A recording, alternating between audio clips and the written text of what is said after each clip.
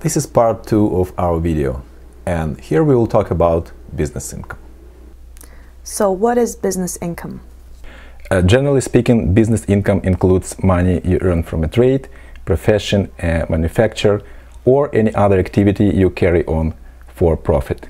You can sell products, services, or both. In all those cases, you have a business income that should be reported for tax purposes. On the other hand, if you receive a salary, for example, from your employer, this is not business income. What if I occasionally receive money from my hobby?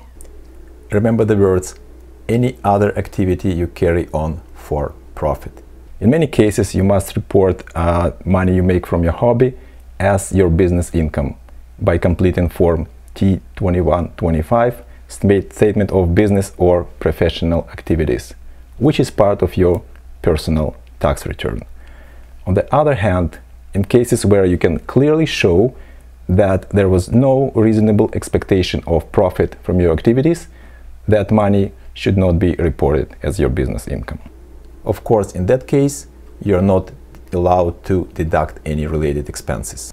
The CRA will often categorize your business as a hobby in case you consistently lose money. This whole issue is pretty complicated, so I would advise you to consult your accountant.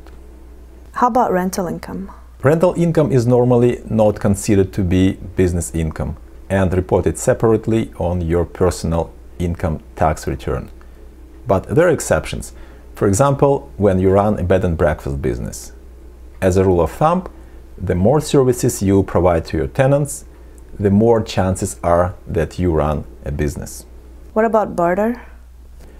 According to CRA, a barter transaction takes place when any two persons agree to an exchange of products or services, and they do so without using money. For example, I prepare a tax return for my client and he fixes my car.